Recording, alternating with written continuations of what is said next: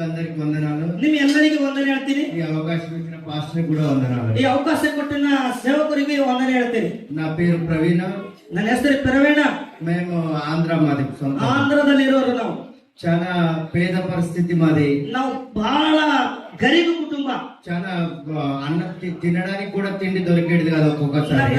ఉళ్ళకి ఊట సిగలకి పరిస్థితి ఇರುತ್ತೆ. మా తల్లిదండ్రులకి నేను చాలా ప్రేమించేటోళ్ళు. నన్ను చిన్నప్పుడు మా తల్లిదండ్రులు ప్రేమించేటోళ్ళు ఎక్కువ నన్ను. ನಮ್ಮ ತಂದೆ ತಾಯಿ ನನಗೆ ತೋಲ್ ಪ್ರೀತಿ ಮಾಡ್ತಿದ್ರು. ఆ టైంలో వాళ్ళు నన్ను చదివించాలనుకున్నారు. ఆ టైంలో నేను బడిಸಬೇಕು ఓదిಸಬೇಕು అనుకుంటున్నారు. ఆ టైంలో మేము ఒక్కొక్క ఊరికి వెళ్ళిపోయేటోళ్ళము. ಒಂದೊಂದು ಊರು తిరుపతి ಹೋಗೋರು భిక్ష పెడతారు. అలాంటి టైంలో నేను కొన్ని వయసు పెరిగే కొద్దిగా నా ఆలోచనలు చేంజ్ అయిపోయినాయి. నా ಬೆಳಿತಾ ಇರುವಾಗ ನನ್ನ ಎಲ್ಲ ಆಲೋಚನೆ ಎಲ್ಲ ಬೆಳಗಡೆ ಇದು ಆಗ್ಯದ. ఆ టైంలో నేను అనుకున్నాను ఏదో ఒకటి సాధించాలా, ఈ ప్రపంచంలో కూడా నేను ఒకరిని కనిపించాలా, నేను కూడా ఒక వ్యక్తిగా పెద్దగా కనిపించాలా, నా వెనక చాలా మంది ఉండాలని నేను ఆశపడేటోని. ನಾನು ಒಂದು ದೊಡ್ಡ ವ್ಯಕ್ತಿ ಆಗಬೇಕು, ನನಗೆ ಎಲ್ಲ ಭಯ ಪಡಬೇಕು, ನಾನು ಈ ಲೋಕದಾಗ ದೊಡ್ಡ ಅನಿಸ್ಕೋಬೇಕು ಅಂತ ನಾನು ಚಲೋ ಇದು ಆಗಿದ್ದೀನಿ. అలాంటి ఆలోచనలు వస్తున్నాయి కానీ చాలా పేద పరిస్థితి, తినడానికి అన్నం లేదు, ఎక్కడ చూసినా గరీబ్ పరిస్థితి. మా వాళ్ళు చాలా మంది గరీబుగానే ఉన్నారు. ನನ್ನ ಎಲ್ಲ ಆಲೋಚನೆ ಉಂಟಾಗ ಮನೆಗೆ ನೋಡಿದ್ರೆ ಪರಿಸ್ಥಿತಿ ಗಂಭೀರ, ಊಟ ಇಲ್ಲ ಏನಿಲ್ಲ, ನಂಗೆ ಆಲೋಚನೆ ಹಿಂಗ್ ಹೊಂಟಾವ. అలాంటప్పుడు నేను ఎమ్మెల్యే కంటే పెద్ద వ్యక్తిగా కనిపించాలి, నేను నా వెనక ఒక 20 మంది ఉండాలి, నేను ఎప్పుడు కారులో తిరగాలని నా ఆలోచనలు ఉండేది. ನಾನು ಹಿಂದ ಒಂದು 20 ಮಂದಿ ಜನ ಇರಬೇಕು, ಎಮ್ಮೆಲ್ಯೆ ಅಪ್ಪಲ ನಾನು ತಿರುಗಬೇಕು, ನಾನು ದೊಡ್ಡಷ್ಟು ನೋಡ್ಕೋಬೇಕು ಅಂತ ನನ್ನ ಆಲೋಚನೆ ನಾನು ಮಾಡ್ತಾ ಇದ್ದ. నా వయసు పెరిగే కొద్దిగా నేను వ్యాపారం చేయడం స్టార్ట్ చేసినాను. ನನ್ನ ವಯಸ್ಸಾಗ వ్యాపార ಮಾಡೋದು ಅಂತ ಸ್ಟಾರ್ಟ್ ಮಾಡಿದ್ದೀನಿ. అలాంటప్పుడు 10 రూపాయలు, 20 రూపాయలు, 30 రూపాయల సంపాదన వచ్చేది. ಒಂದು 20 ರೂಪಾಯಿ 10 ರೂಪಾಯಿ సంపాదన ಮಾಡೋದು ఆలోచನೆ ಬಂತು. అలాంటప్పుడు నేను అనుకుంటున్నా ఈ సంపాదన తోటి నేను పెద్ద వ్యక్తి ఎట్లయితానో, నేను ఎమ్మెల్యే ఎంపీ కంటే ఎక్కువ పేరు కావాలి కదా అనుకున్నా. నేను ఎమ్మెల్యే ఎంపీ కన్నా దొడ్డ ಹೆಸರು ಗಳಿಸಬೇಕು ಅನ್ಕೊಂಡಿದ್ದೀನಿ. నేను అలాంటప్పుడు దొంగతనం చేయాలనుకున్నా. నేను ఆ కಳ್ಳొంటికి ಮಾಡಿ ನಾನು ದೊಡ್ಡವಾಗಬೇಕು ಅನ್ಕೊಂಡಿದ್ದೀನಿ. దొంగని కావాలనుకున్నా. కಳ್ಳొంటికి ಆಗ್ಬೇಕು.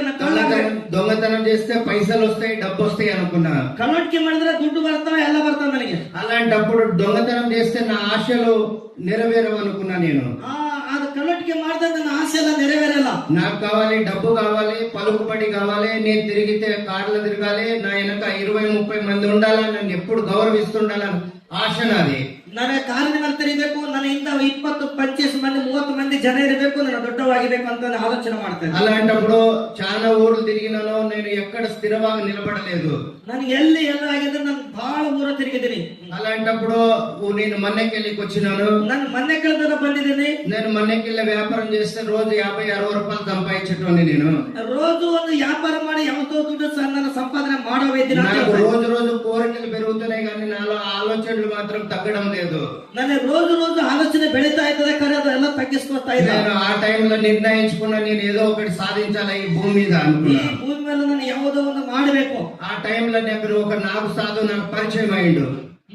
నాగు సాధు ప్రచార ಆಗಿದ್ರು. ఆ టైంలో నేను ఆయన ఒప్పందం చేసుకున్నాము. ఆతను ఒప్పందం ಮಾಡ್ಕೊಂಡು దోస్తని ಮಾಡ್ಕೊಂಡ್ರು. ఆ టైంలో నేను అడిగిన దీని వల్ల ఏమేం ప్రయోజనాలు వస్తాయి అనుకున్నా. నేను ಇದರಿಂದ ಏನೇನು ಪ್ರಯೋಜನ ಆಯ್ತದಂತ ನಾನು ಕೇಳಿದ್ದೀನಿ. ఆ టైంలో ఆయన నాకు చెప్పిండు, దీని వల్ల డబ్బు వస్తుంది, పలుకుబడి వస్తుంది, కార్లో తిరగచ్చు, ఎక్కడ అనుకుంటే అక్కడ తిరగచ్చు అని చెప్పిండు. నాకు ನೀವು ಇದು ಕಲಿತರಾ, ನಿನಗೆ ಕಾರು ಬರ್ತದ, ನಿನಗೆ ದುಡ್ಡು ಹೆಚ್ಚಿಗೆ ಬರ್ತದೆ, ನಾನು ಕಲಿಬೇಕು, ಇದು ನಾನು ಕಲಿಸ್ತೀನಿ ಅಂತ ಹೇಳಿದ್ರು. ఆ టైంలో నేను ఒప్పందం చేసుకున్నాను. నేను ఆయన మాటలు వింటుంటే చాలా సంతోషపడ్డా. నేను ಅವ್ರ మాತು ಕೇಳಿ ಬಹಳ సంతోష పడుతుంది, అది కలిಬೇಕು అనుకుంటుದ್ದೀನಿ. నేను ఖచ్చితంగా ఈ రోజు నేను ఏదైతే చిన్నప్పటికెళ్ళి ఇప్పుడు దాకా నేను అనుకున్నానో, నేను ఆలోచనలు అన్ని నేను రిపీట్ చేసుకొని సంతోషపడ్డా. ఈ రోజు నేను సంతోషిస్తున్నా, నేను సంపాదిస్తానని. ಈಗ ಎಷ್ಟು ದಿವಸ ನಾನು ಯೋಚನೆ ಮಾಡಿದ್ದೀನಿ ಅಲ್ಲ, ಅದು ನೆರವೇರಿತು. ಇವತ್ತಿನಿಂದ ಇದು ಮಂತ್ರ ಕಲಿತೀನಿ, ನಾನು ಸಂಪಾದನೆ ಮಾಡ್ತೀನಿ, ದುಡ್ಡು ಗಳಿಸ್ತೀನಿ, నానే దొడ్డవుతాను. ఆయనకి నేను ఒప్పందం చేసుకున్నాను, చనిపోతే ఈ శక్తులతోటి చనిపోవాలి, ఈ దయ్యాలతోటి చనిపోవాలా, ఈ పాములతోటి చనిపోవాలని ఆయన నాకు చెప్పిండు. ನೀವು ಒಪ್ಪಂದ ಮಾಡ್ಕೊಂಡು ಸತ್ತೋದ್ರೆ ಈ ಸೈತಾನ್ನಿಂದ, ಈ ಮಾಟ ಮಂತ್ರವನ್ನ, ಈ ದೆವ್ವಗಳಿಂದ, ಭೂತಗಳಿಂದ ಸತ್ತೋಗ್ಬೇಕಂತ ವಾಗ್ದಾನ ಮಾಡ್ಸನಂತ. రైట్, ఒప్పందం చేసుకున్నా, నాకు కావాలి డబ్బులు అనుకున్నా. నేను ఇది ದುಡ್ಡು ಬೇಕಂತ ಒಪ್ಪಿಗೆ ಮಾಡ್ಕೊಂಡಿದ್ದಾನೆ. ఆ టైంలో నాకు ఒక మంత్రం ఇచ్చిండు ఆయన. ఆ టైంలో ಒಂದು ಮಂತ್ರವಾದಿ ಕಲಿಸಾನ. ఒక మంత్రం అమావాస్య రోజు నేను దాన్ని జప చేసినాను. ఆ ಅಮಾವಾಸ್ಯೆ ದಿನನೇ ನಾನು ಮಾಟ ಮಂತ್ರ ಅದು ಕಲ್ತಿದ್ದೀನಿ. ఆ టైంలో నేను ఆ మంత్రం చదివితే ఇక్కడ ఏమేం జరుగుతున్నది అనేది నేను చెప్పేసేటోని. ಆ ಮಂತ್ರ ನಾವು ಓದಿದ್ರ ಈ ಕಡೆ ಎಲ್ಲೆಲ್ಲಿ ಏನೇನು ಆಗಲತ್ತವಂತ ನಾವು ಹೇಳೋವಾಗಿ ಇದ್ದಾಗ అలాంటి శక్తులు నేను 10 సంపాదించుకున్నాను. ಅಂತ శక్ತಿ ಮಾಟ ಮಂತ್ರ ನಾವು ಸಂಪಾದನೆ ಮಾಡಿ ಇಟ್ಕೊಂಡಿದ್ದ. అలాంటి దయ్యాలు కూడా 10 సంపాదించుకున్నాను. ಆ ಎಲ್ಲ ದೆವ್ವಗಳು ನನ್ನ ಬಳಿ ಇರ್ತಿದ್ವು, ನನ್ನ ಮಾತು ಕೇಳಿ ಬರ್ತಿದ್ವು. నేను దయ్యం రాంటే వచ్చేది, ದೆವ್ವ ಬಾ ಅಂದ್ರೆ ಬರ್ತಿತ್ತು, పో అంటే పోయేది. ಹೋಗಂದ್ರೆ ಹೋಯ್ತಿತ್ತು ಅಂತೆ. శక్తి కూడా దా అంటే వచ్చేది, పో అంటే పోయేది. శక్తిని బా ಅಂದ್ರೆ ಬರಿಬೇಕು, ಹೋಗಂದ್ರೆ ಹೋಗ್ಬೇಕಂತ. అవి ఒప్పందం చేసుకునేటప్పుడు అది నాకు ఏమి ఇస్తావు అని అడిగేది. ಅದು ಒಪ್ಪಂದ ಮಾಡಿದ್ರೆ ನನಗೆ ಏನು ಕೊಡ್ತೀಯ ಅಂತ ಕೇಳ್ತಾವ. ఒకటి సారా అడిగేది, ಒಂದು ಸೆರೆ ಕೇಳ್ತದೆ, ఒకటి చికెన్ మటన్ అడిగేది, ಒಂದು ಚಿಕನ್ ಮಟನ್ ಕೇಳ್ತದೆ, ఒకటి బీడీ సిగరెట్ అడిగేది, ಒಂದು సిగరెట్ బీಡಿ ಕೇಳ್ತದೆ, ఒకటి తంబాకు అడిగేది. ಒಂದು ತಂಬಾಕು ಕೇಳ್ತದೆ. అలాంటప్పుడు నేను అయితే అన్ని సేధించలేను, కానీ ఎవరికైతే ఆ ప్రయోగం చేయాలో వాళ్ళలోకి పంపించి వాళ్ళు తాగుతుంటే ఇది సంతోషపడేది. ಅವು ಏನೇನು ಬೇಕಲ್ಲ ಇವ್ರು ಮಾಡಿ ಆದ್ರೂ ಕಲ್ಸ್ಕೊಡ್ಬೇಕಂತ. ಯಾರು ಸಿಗರೇಟ್ ಬಿಗ್ರಿ, ಯಾರು ಸೆರೆ ಕುಡಿರಿ ಅಂತ ಇವ್ರು ಹೇಳಿ ಮಾಟ ಮಂತ್ರವಾದಿ ಕಳಿಸ್ಕೊಡ್ಬೇಕಂತ. వాళ్ళు దూరి ఆ మంది అనేది అది తాగినప్పుడు ఇది సంతోషపడేది. ಅವ್ರು ಕೊಂಡಿನ ಮೇಲ ಇವ್ರು ಸೈತಾನ ಏನ್ ಮಾಡ್ತದಂತ ಸಂತೋಷ ಪಡ್ತಂತ. ಕುಡಿಯಿನ ಸರಿ, ಕುಡಿಯಿನ ಬೀಡಿ. అలాంటప్పుడు నా దగ్గరకు వచ్చి అది నాకు చెప్పేది, నేను ఇలా ఇలా ఇలా చేసి వచ్చినా అని. ಇವ್ರು ಬಲಿ ಬಂದು ಹೇಳ್ತಂತ ಸೈತಾನ, ನಾ ಹಿಂಗ್ ಮಾಡಿದವ್ರು ಸೆರೆ ಕುಡಿಸಿದ, ತಂಬಾಕು ತಿನ್ಸಿದ, ಗುಟ್ಕ ತಿನ್ಸಿದ, ಸೆರೆ ಕುಡಿಸಿದ. ఒక శక్తి మంచిది ఉండేది, ಒಂದು ಶಕ್ತಿ ಚಲೋ ಇರ್ತದಂತ, ఒక శక్తి చెడ్డది ఉండేది. ಒಂದು ಶಕ್ತಿ ಕೆಟ್ಟದಿರ್ತದ. ఆ చెడ్డ శక్తికి నేను ఎప్పుడు పని చెప్తూనే ఉండాలి. ಆ ಕೆಟ್ಟವನ ಶಕ್ತಿಗೆ ಮಾಟ ಮಂತ್ರ ಶಕ್ತಿ ನಾನು ಹೇಳ್ತಾನೆ ಇರ್ತೀನಿ ಹೋಗಂತ. అది పోయినప్పుడల్లా చేసి పని చేసుకొని వచ్చేది. ಅದು ಹೋಗಿನ ವಾರಿ ಎಲ್ಲಾ ಕೆಲಸ ಮುಗಿಸ್ಕೊಂಡು ಬರಬೇಕು. అలాంటప్పుడు నేను చాలా సంపాదించిన, నేను ఈ ప్రపంచంలో నేను ఒక వ్యక్తికి కనిపిస్తానని నేను సంతోషపడ్డాను. ನಾನು ದುಡ್ಡು ಸಂಪಾದನೆ ಮಾಡಿದ, ಮಾಟ ಮಂತ್ರ ಮಾಡಿ ನಾನು ಬಹಳ ನನ್ನ ಖುಷಿಯಾಗಿದ್ದ. ఆ టైంలో ఒక్కొక్క రూపాయికి తాయిత కట్టిన, నేను తాయిత కట్టడం స్టార్ట్ చేసిన. ಆ ಟೈಮ್ದಲ್ಲಿ ಒಂದೊಂದು ತಾಯ್ತೆಗೆ 100 ರೂಪಾಯಿ ಕಟ್ಟಬೇಕಂತ ಸ್ಟಾರ್ಟ್ ಮಾಡಿದ. నేను ఒక్కొక్క రూపాయి కట్టేటప్పుడు చాలా పబ్లిక్ వచ్చేది. 100 ರೂಪಾಯಿ ಕಟ್ಟತ್ತಿದ್ರೆ ಬಹಳ పబ్లిక్ ಬರಬೇಕು. ఒక అమావాస్య రోజు, పున్నం రోజు నేను 8 గంటలకు వచ్చుకుంటే రాత్రి 8 దాకా తాయితలు కట్టుకుంటూనే పోతుంటే నేను. ಒಂದು 8 ಗಂಟೆ ಕರ್ತದ್ರೆ 8 దాకా ತಾಯ್ತಿ ಕಟ್ಕೋತಾನೆ ತಗೊಂಡು ಹೋಯ್ರಿ. ఈ ఒక్కొక్క రూపాయి తోటి నేను సౌకర్యగానే 5 రూపాయలకు ఒక తాయిత కట్టడం స్టార్ట్ చేసినాను. 100 ರೂಪಾಯಿ ಬಿಟ್ಕೊಟ್ಟು 5 ರೂಪಾಯಿ ತಾಯ್ತಿ ಕಟ್ಟಕ್ಕೆ ಸ್ಟಾರ್ಟ್ ಮಾಡಿದ್ದಾರೆ. నా టైంలో చాలా మంది పబ్లిక్ విచిత్రంగా వచ్చేది నా దగ్గర చూపించుకోవడానికి. ತೋರ್ಸ್ಕೊಳಕ್ಕೆ ಬಹಳ ಮಂದಿ ನನ್ನ ಹತ್ರ ಬರಿಬೇಕು ಅಂತೆ. ఒకడొచ్చి ముత్య అనేది, ಒಬ್ಬರು ಬಂದು ಮುತ್ಯ ಅಂತ ಕರೀತಾರೆ, ఒకడొచ్చి మహారాజ్ అనేది, ಒಬ್ಬರು ಬಂದು ಮಹಾರಾಜು ಅಂತ ಕರೀತಾರೆ, ఒకడొచ్చి స్వామి అనేది. ಒಬ್ಬರು ಬಂದು ಸ್ವಾಮಿ ಅಂತ ಕರೀತಾರೆ. ఇలాగా దేవునికి అయితే ఏ పేర్లు అయితే ఆ పేర్లన్నీ నాకు వచ్చేసినాయి.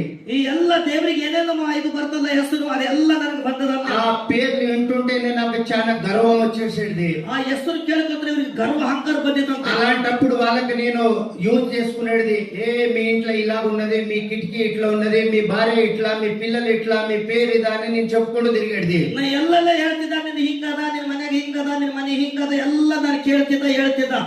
మహారాజ్ దానికి ఏం ప్రయోజనం చేయాలని నన్ను అడిగేది. ಹೌದೆಲ್ಲ ಏನು ಮಾಡಬೇಕು ಅಂತ ನಾನು ಕೇಳ್ತಿದ್ದ. నేను అట్లాంటప్పుడు పూజలు చేయాలి, నీ ఇంట్లో పూజలు చేస్తే మీకు సంతోషం ఉంటుందని నేను చెప్పేది.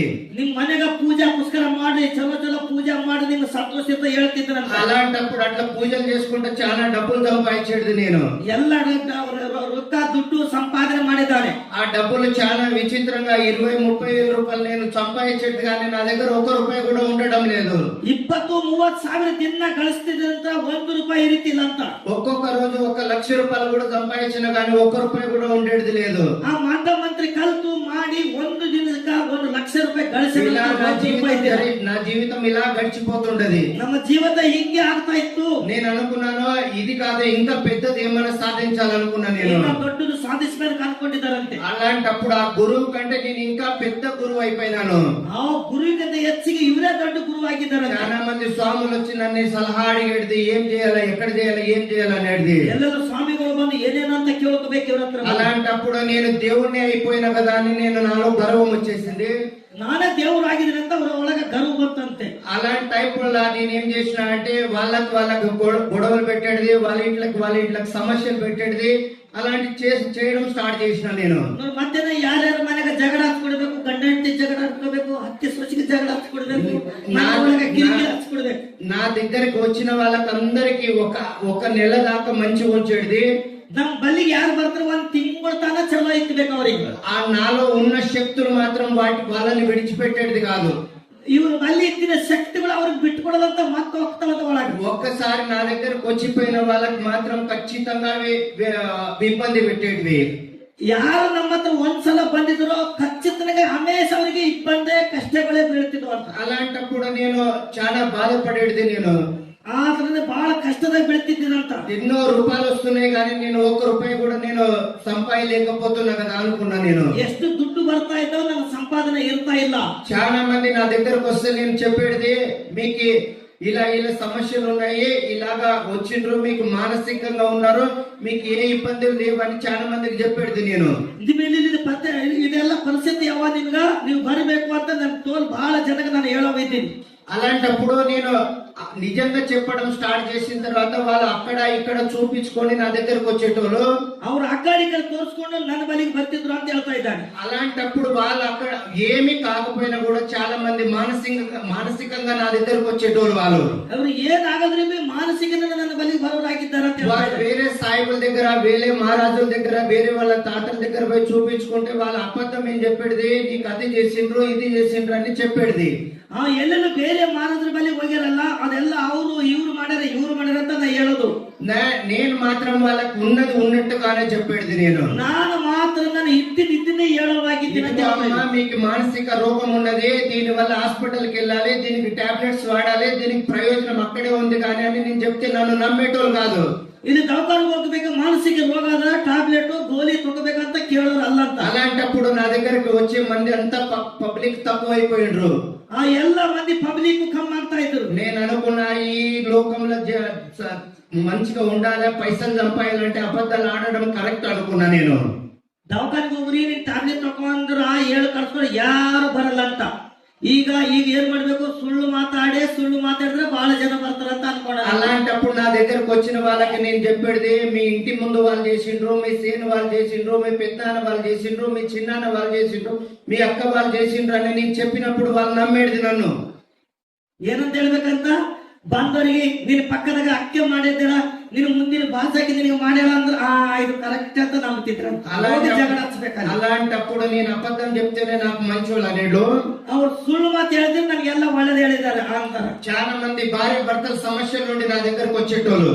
బహಳ గండ ಹೆಂಡತಿ సమస్యలింದ ಅವ್ರ ಹತ್ರ ಬರ್ತಿದ್ರಂತೆ. నేను అనుకున్నాను వీళ్ళకి ఏం ప్రయోజనం చేయాలి, ఏమైస్తే మంచిగా అవుతుందని నేను సొంతంగా ఒక మందు తయారు చేసిన. నేను ఇవరికి ఏనాದರೂ ಮಾಡ್ತಾರಂತ ಒಂದು మత్తు ఔషధ తయారు ಮಾಡಿದ್ವಿ. భార్య భర్తలకి మందు పెడితే ఒకటైతారని నేను కనుక్కున్నా. నేను ఆ గండ ಹೆಂಡತಿಗೆ మత్తు ಹಚ್ಚಿದ್ರೆ ಒಂದೇ ಆಯ್ತಿರ್ಬೇಕು ಅಂತ ನಾನು ಅನ್ಕೊಂಡಿದ್ದೀನಿ. అలాంటి మందు నేను సొంతంగా కనిపెట్టినాను. నేను అంత మందుಗಳು నేను కొట్టిದ್ದೀನಿ. నేను చాలా మందులు నేను సొంతంగా కనిపెట్టుకున్నా. నేను సొంతంగా నన్ను మద్దు ఔషధ తయారు నన్ను చాలా మంది డాక్టర్ అంటే నాకు చాలా గర్వం వచ్చేది. నన్ను డాక్టర్ ని పిలిపించుకోవాలన్న కోరిక ఉండేది నాకు. ఆ డాక్టర్ ಅಂದ್ರೆ ನನಗೆ ಬಹಳ ಭಯ. డాక్టర్ నానే ಅಂತ ನನಗೆ ಹೇಳ್ಸ್ಕೋಬೇಕು ಅಂತ ನನ್ನ కోరిక. ఆ డాక్టర్ ని పిలుపుకి నేను చాలా వాల్యూ ఇచ్చేది. ఆ డాక్టర్ ని కలిసಲಿಕ್ಕೆ బహಳ వాల్యూ కొడోದು ನಾನು. చాలా రోజులు ఇలాగ నా జీవితం అంతా నడుస్తున్నది. దయ్యాలతోటి, శక్తులతోటి సమాధులలో వెళ్ళి మంత్రాలు చేయడము. నేను చాలా విరక్తిగా తయారైపోయినాను. ನಾನು ಇದೆಲ್ಲ ಮಂತ್ರ ಮಾಡೋದು, ಹಾಡು ಮಾಡೋದು, ಶಕ್ತಿಲಿಂದ, ಜಗುಗಳಿಂದ, ಬಾಣವಾತಿಲಿಂದ ಎಲ್ಲ ಮಾಡೋದ್ರಿಂದ ಆಲೋಚನೆ ಬಂತು. అలాంటప్పుడు మా ఇంట్లో వాళ్ళు నన్ను చూసి కూడా భయపడేది. ನಮ್ಮ ಮನೆಗೆ ಭಯ ಪಡ್ತಿದ್ರೆ ನೀವು ಮಂತ್ರವಾದಿ ಕಲ್ತಾನೆ. భార్య నన్ను చూసి కూడా భయపడేది, ఇది వీడి ఏమైపోతాడో, ఎవరికి ఏం చేస్తాడో అని. ಮನೆಯವ್ರು ಬಂದಾರ వచ్చిండ్రు. ఇవ్వ మనేరు భయ పడಬೇಕಂತ ఏం ಮಾಡ್ತಾನೋ ಏನೇನೋ ನಮಗೆ ಅಂತ. నేను నడుచుకుంటే వెళ్తుంటే చాలా మంది డోర్లు వేసుకునేది, వీడు ఎప్పుడు ఏం చేస్తాడో, వీడు ఇంత డేంజర్ గా తయారైపోయాడని. ఇವ್రు ఆదికొంటూ ಹೋದ್ರೆ ಎಲ್ಲ తట్టి ముచ్చుకొచ్చిండ్రు. బాపు నీవు మంత్రవాది నడదాన. పాము రమ్మంటే వచ్చేది, పొమ్మంటే పోయేది, వాళ్ళ ఖర్చు రమ్మంటే కూడా వచ్చేది. ಹಾವುಗಳಿಗೆ ಕರ್ಸ್ತಿದ್ರಂತ ಅವನಿಗೆ ಖರ್ಚು ಬಾ, ಅವನಿಗೆ ಹಾಳು ಮಾಡ್ಬೇಕಂತ ಬಾ ಅಂದ್ರೆ ಬರ್ತಂತ ಹೋಗೋದು. ఇలాంటి టైంలో నేను విపరీతంగా మనిషిని తయారైపోయినా. నన్ను చూసే వాళ్ళు కూడా భయపడుతున్నారు. నేను విరక్తిగా తయారైపోయినా. ನನಗೆ ನೋಡಿದ್ರೆ ಭಯ పడతా ఇద్దరు ನಾನು ಎಲ್ಲ ಇದು ಮಾಡಿ ನಾನು ఆశ్చర్య పట్టిದ್ದೇನೆ ನಾನು. మా అన్నదమ్ములు చెప్పేది ఇవన్నీ విడిచిపెట్ట అంటే నేను విడిచిపెట్టేటోని కాదు. ఒకసారి దయ్యానికి ఒప్పు చెప్పుకున్నా, అది నా చనిపోయేంత వరకు నాలోనే నివసిస్తుంది. అది ಒಂದ್ಸಲ ನಾನು ನಿರ್ಧಾರ ಮಾಡಿ ದೆವ್ವಗಳು ನನ್ನ ಬಲ್ಲೇ ಇರ್ಬೇಕೆಲ್ಲ, అలాంటప్పుడు ಸಾಯಸ್ತಕ್ಕ ನನ್ನ ಬಲ್ಲೇ ಇರ್ಬೇಕು ದೆವ್ವಗಳು ಅನ್ಕೊಂಡಿದ್ದಾನೆ. అలాంటప్పుడు నేను ఒక మంత్రం తయారు చేసుకున్నాను. నాకు నేను ಒಂದು ಮಂತ್ರವೇ తయారు ಮಾಡ್ಕೊಂಡೇನಂತ. నేను సిగరెట్ తాగితే 100 మంది వచ్చి ఆ పొగకి ఇట్లా తీసుకునేది. మహారాజ్ నా సిగరెట్ పొగ నా మీద ఊపని. ಒಂದು ಸಿಗರೆಟ್ ಬಿಗಿದ್ರ ಮಹಾರಾಜ್ ಆ ಹೊಗೆ ನನ್ನ ಮೇಲೆ ఊబార్తిದ್ರು. ఒక్కొక్క మనిషి 2 డబ్బాలు 3 డబ్బాలు 4 డబ్బాలు నాకు సిగరెట్లు తెచ్చి ఇచ్చేటోళ్ళు. ಒಂದೊಂದು ಡಬ್ಬಿ 4 ಸಿಗರೆಟ್ ಡಬ್ಬಿ నేను అదే సిగరెట్ తాగి వాళ్ళ మీద ఊపేటోని. నేను ఆ సిగరెట్ బిగుతూ వాళ్ళ మీద ఊపేకంత పోయి ఎక్కడ వెళ్ళినా నా వెనక మనుషులు, నేను కారులో వెళ్తున్నా, నేను విపరీతంగా ఒకటి బాధ ఉంది, ఒకటి నేను అనుకున్నది సాధించినానని నేను ఎప్పుడు అనుకోలేదు. ನಾನು ಸಾಧಿಸ್ತೀನಿ, ನನ್ನ బాధ ಬರ್ತಂತ నేను యావత్తు నేను అనుకోండిಲ್ಲ. ఈ భూమి మీద ఎన్ని దయ్యాలు ఉన్నాయో, ఎన్ని శక్తులు ఉన్నాయో అవన్నీ నా దగ్గర వచ్చి మాట్లాడేది. ఈ భూమి మీద శక్తిಗಳು దెవ్వಗಳು ಎಲ್ಲೆಲ್ಲ ಬಂದು ನನ್ನ సరి మాట్లాడి. నేను నడుచుకుంటూ వెళ్తుంటే ఎక్కడైనా గోపురాలు పూజలు చేసే స్థలాలు ఉంటే నేను అక్కడికి వెళ్ళి మాట్లాడేది. వచ్చేయి అంటే వచ్చేస్తుండేవి మూర్తులు. ಎಲ್ಲೆಲ್ಲ ಗುಡಿದಾಗ ಪೂಜೆ ಮಾಡ್ತೀರಲ್ಲ, ಆ ಗುಡಿಯಾಗ ಏ ಮೂರ್ತಿ ಬಾ ఇక్కడ ಬಾ ಅಂತ ಅವು ಬಂದು ಮಾತಾಡ್ತಿದ್ವು ಅಂತ. రాళ్ళ కదలిక తెచ్చేటోని నేను. రాళ్ళకి కదలిక, ఆ కళ్ళుಗಳು బొమ్మి విగ్రహ ఇస్తుందಲ್ಲ ಅದಕ್ಕೆ కదిలిస్తుంది అంత. అంత పవర్ గా తయారైపోయిన నేను. అంత పవర్ మంత్రవది కలుతున్నంత. రోజు వచ్చి చాలా మందికి తాయితలు కట్టేది, ఇళ్లలో పోయి పూజలు చేసేది, ఎన్నో భార్య భర్తలకు సమస్యలు తెచ్చేది, 4 రోజులు వాళ్ళకి మంచి ఉంచేది, మళ్ళీ గొడవలు పెట్టేది స్టార్ట్ చేసేసిన నేను అందరికి. ನೋಡಿ ಎಲ್ಲರಿಗೆ ಜಗಳ ಹಚ್ಕೊಡೋದು, 4 ದಿನ ಚಲೋ ಇರ್ಬೇಕು, 4 ದಿನ ಮತ್ತೆ ಜಗಳ ಹಚ್ಕೊಡ್ಬೇಕಂತ. అలాంటప్పుడు నా ఆరోగ్యం చాలా క్షీణించిపోయింది. అలాంటి ఆలోచన బహಳ ఇದಾಗಿದೆ ನನಗೆ. నా ఆరోగ్యం బాగా క్షీణించిపోయింది. తన ఆరోగ్య ఇది ಆಗಿದ್ದಂತೆ ಪ್ರಾಬ್లం. అలాంటప్పుడు నేను ఒక ప్రయాణంలో చేస్తున్నప్పుడు నాకు హఠాత్తుగా హార్ట్ అటాక్ అయిపోయింది. ಒಂದು ವೇಳೆ ನನಗೆ ಒಂದು ಇದು ಮಾಡುವಾಗ హార్ట్ ప్రాబ్లం ಆಗಿದೆ. ఇదే బీదర్ డిస్ట్రిక్ట్ లో బాల్కి హాస్పిటల్ లో నాకు అడ్మిట్ చేసిండ్రు. ఈ బాల్కి హాస్పిటల్ ಇವರಿಗೆ ಅಡ್ಮಿಟ್ ಮಾಡಿದ್ದಾರಂತೆ. నా భార్య ప్రెగ్నెంట్ ఉన్నది. ఇವರು మನೆಯವರು ಹೊಟ್ಟೆಲಿದ್ದರು. నా భార్య చాలా విపరీతంగా ఏడుస్తుంది. నా భర్త నాకు దూరం అయిపోతున్నాడు. ఈ రోజు హార్ట్ అటాక్ వచ్చింది, మళ్ళీ ఎట్లాగైనా హార్ట్ అటాక్ వచ్చి తీసుకెళ్తుంది నా భర్తనని.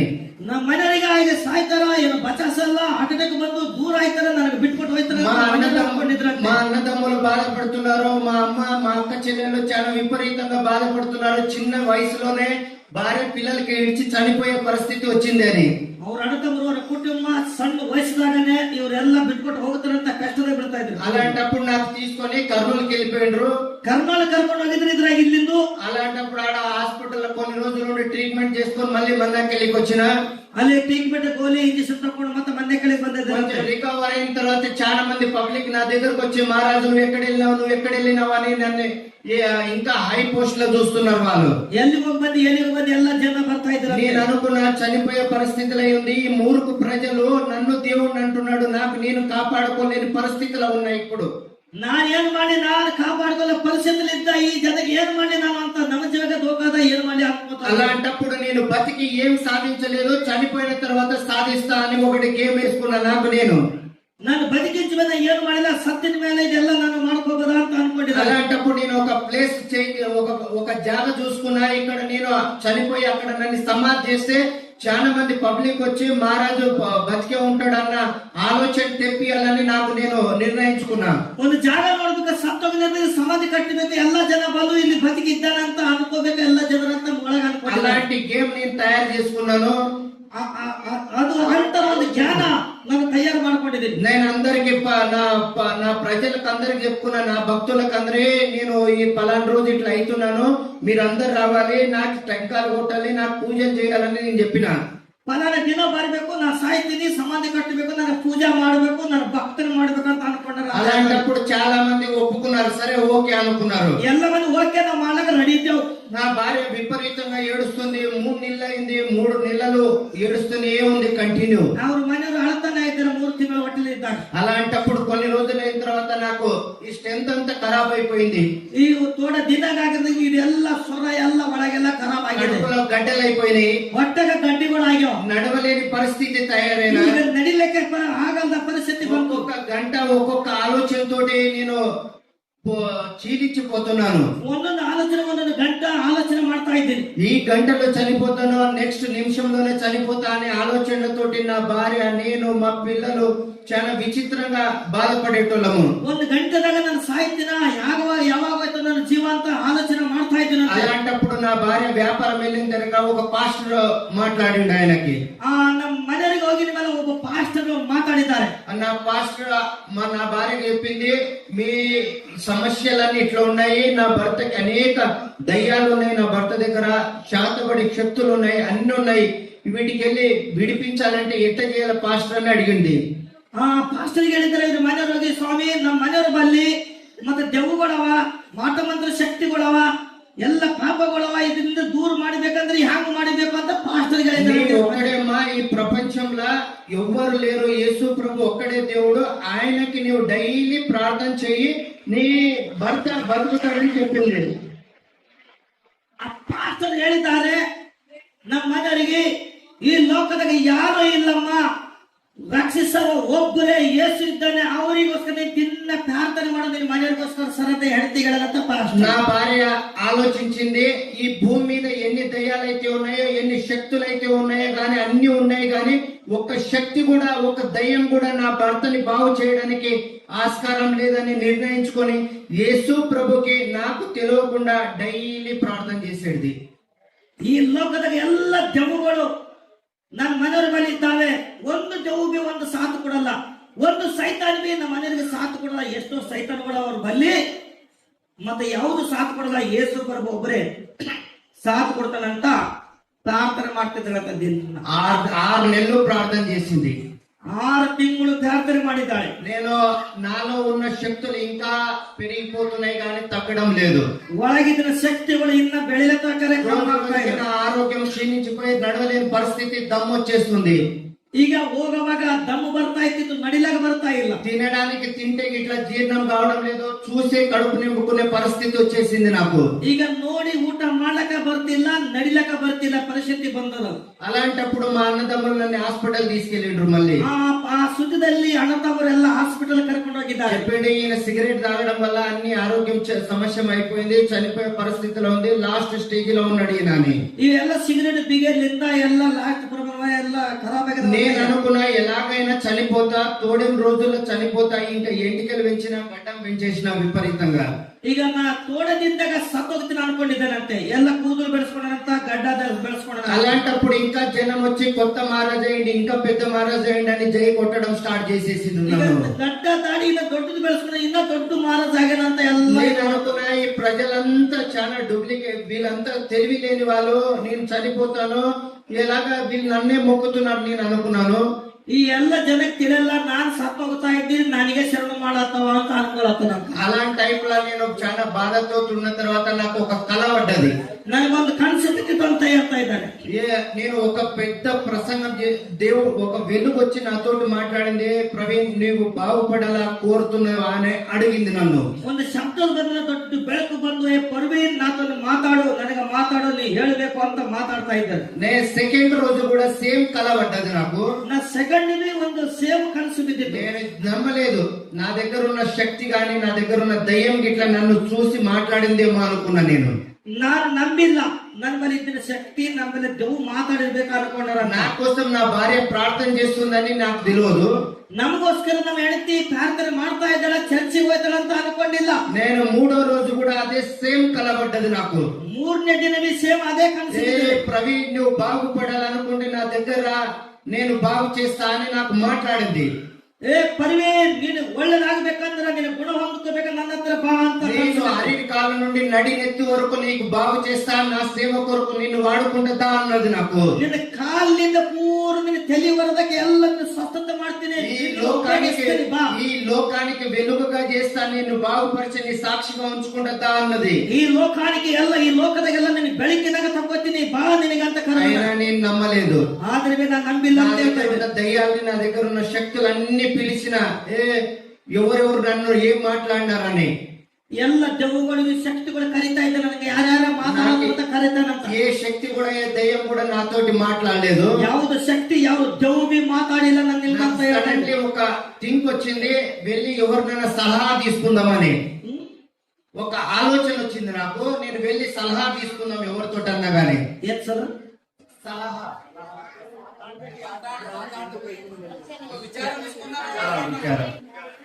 సలహా అంటే విಚಾರ ఎగ్జాంపుల్ తీసుకోవాలి.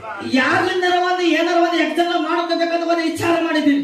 అలాంటప్పుడు నా దగ్గర ఒక ఎప్పటికి మా ఇంటి పక్కన యేసు ప్రభు నమ్ముకున్న వాళ్ళు ఉన్నారో వాళ్ళు ఆయన దగ్గరకు వచ్చిపోయాడుదా, ఆయన మీదకి పోయింది నా ఆలోచన అంతా. ಅವ್ರ ಮನೆ పక్కదూరు బది ಒಂದು సేవకులు ಬರ್ತಿದ್ರು, ನನ್ನ ఆలోచన ಅವ್ರ ಮುಖಾಂತರ ಹೋಗಿ నేను ఆయన దగ్గరికి వెళ్ళి నేను ఉన్న కళ నా మొత్తం చెప్పేసిన ఆయనకి. నేను ఆ ఇట్టిన కనసెల్ల ನಾನು ಎಲ್ಲ ಹೇಳ್ಕೊಂಡು ఆయన చెప్పిండు, దేవుడు నిన్ను ఉపయోగం చేసుకుంటాడు, దేవుని మాట ఇనో నువ్వు బాగుపడతాడని చెప్పినాడు. ఆ దేవుడిని ఉపయోగం ಮಾಡ್ಕೊತಾನ, ನೀನು ಒಳ್ಳೆವಾಗಿದ್ದೀನಿ, నీ దేవుని మాటలు ಹೇಳ್ಕೊತ ಹೋಗೋ సాక్షి అవు. అలాంటప్పుడు నేను నమ్మలేదు. లాస్ట్ పరిస్థితిలో ఉన్నా, నేను చనిపోయే పరిస్థితిలో ఉన్నా, ఈ భూమి మీద డాక్టర్ గాని ఏ శక్తి గాని ఏ దేవుడు గాని నన్ను బాగు చేయలేడని నేను ఒకటే నమ్మినాను. ఇది ನಾನು ಅನ್ಕೊಂಡಿದ್ದೀನಿ, ನಾನು ನಂಬಲ್ಲ. ನಮ್ಮೊಳಗೆ ದೆವ್ವ ಆಗಲಿ ಬಾಧವಾದ ನಾನು ಬಿಟ್ಟು ಕೊಡಲ್ಲ, ನನಗೆ ಇದು ಚಲೋ ಆಗಲ್ಲ, ಈ ಆರೋಗ್ಯ ನನಗೆ ಒಳ್ಳೇದಾಗಲ್ಲ, ನಾನು ಸಾಯ್ತೀನಿ ಆಗಲಿ. అలాంటప్పుడు కొన్ని రోజుల తర్వాత ఒక వ్యక్తి నాకు పరిచయం అయ్యిండు. ಒಂದು వ్యక్తి ನನಗೆ ಪ್ರಚಾರ ಆಗಿದ್ರು ಅಂತ ఆ వ్యక్తి నేను సిగరెట్ తాగి ఊతుంటే నా నుండి దూరం వెళ్ళిపోయాడు.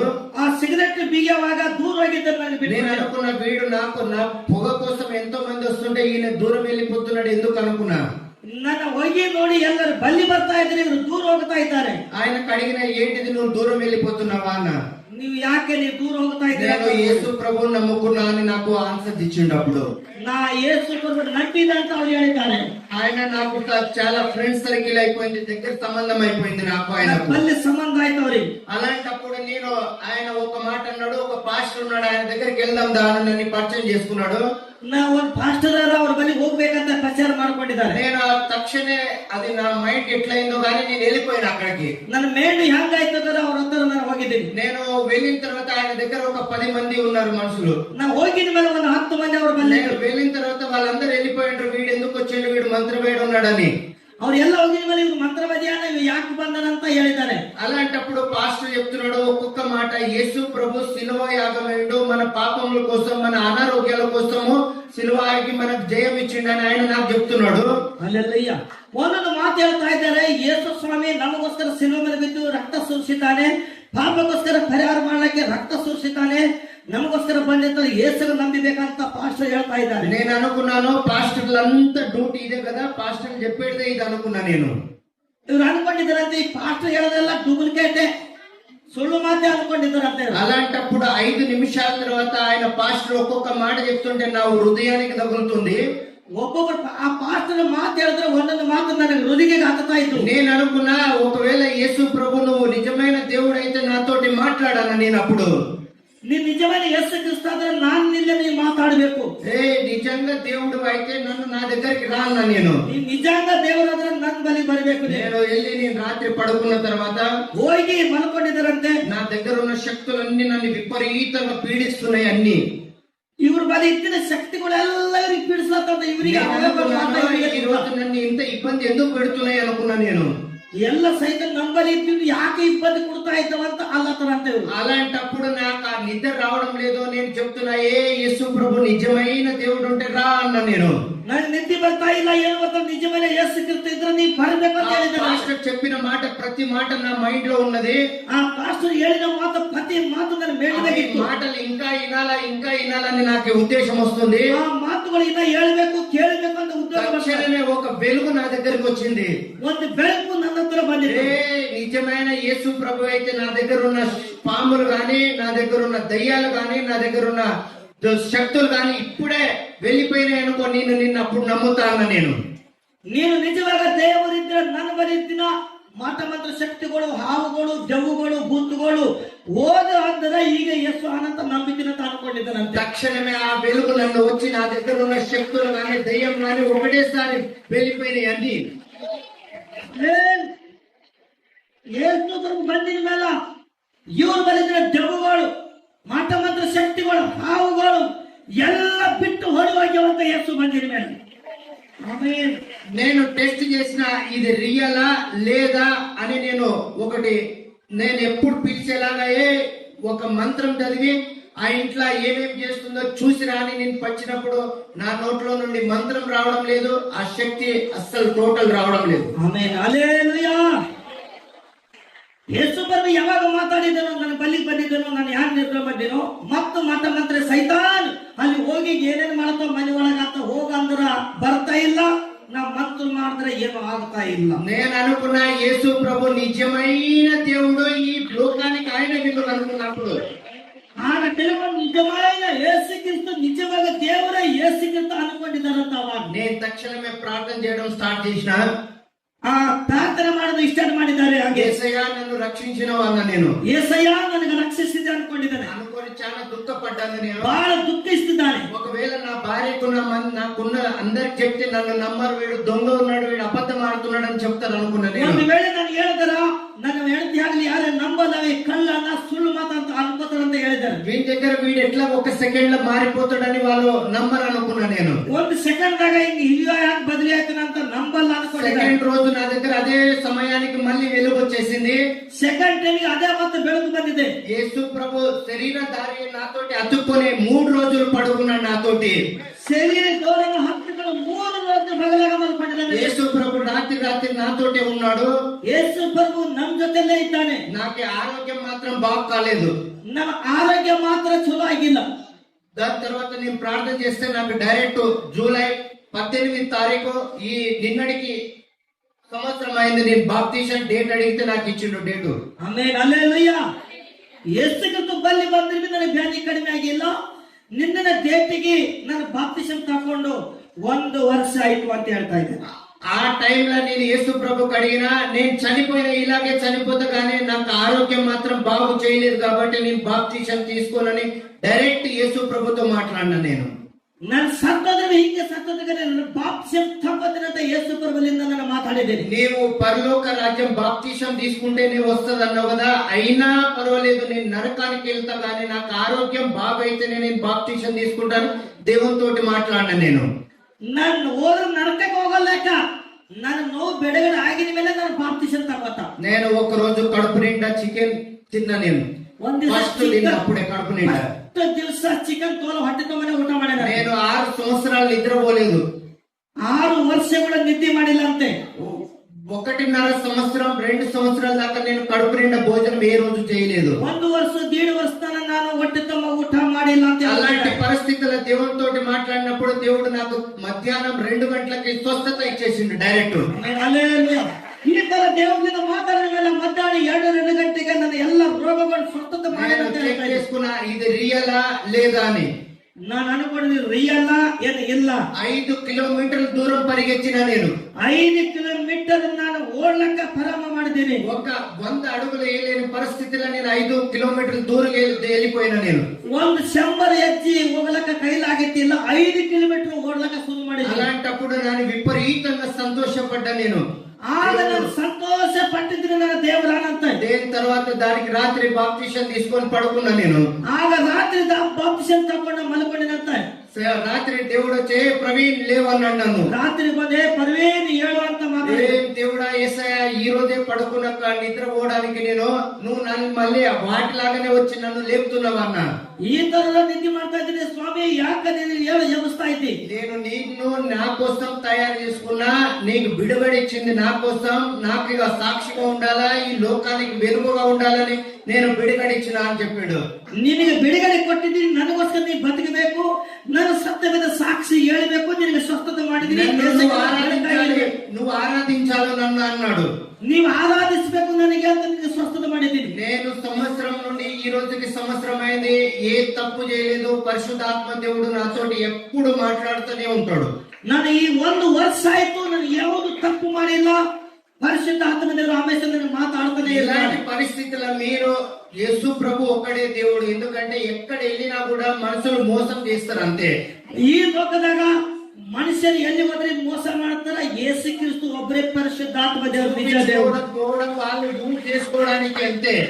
ఈ మనుషులు యూజ్ ಮಾಡಕ್ಕೆ ಅವರಿಗೋಸ್ಕರ ಫಾಯ್ದಾ ಮಾಡ್ಕೊಳ್ಳಕ್ಕೆ. ఒకవేళ నేనే ఒక మంత్రగాని నిజమైన దేవుణ్ణి అయితే నేను ఎన్నో డబ్బులు సంపాదించుకొని నా భార్య పిల్లలతో సుఖంగా బతికేటోని. ನಾನೇ ದೇವರಾದ್ರ ನಾನೇ ಮಂತ್ರವನ್ನು ಕಲ್ತೀನಿ, ನನ್ನ ಹೆಂಡತಿ మనిషి దేవుడు అవ్వడానికి కారణం లేదు. మనిషి దేవుడల్లకే కారణ ಇಲ್ಲ. యేసు ప్రభు ఒకటే చనిపోయి తిరిగి లేచిండు. యేసుకి ఒక్కరే దేవుడు సత్య ఎత్తు మాట కోసం బతికే దేవుని స్తుతించగలుగుతాము. ಇದು ಒಂದು ಮಾತಿಗೆ ಬದುಕಿ ನಾವು ಸ್ತೋತ್ರ ಮಾಡಬೇಕು ದೇವರಿಗೆ. ఈ సాక్ష్యము మీరందరూ మా కోసం ప్రార్థన చేయాలి.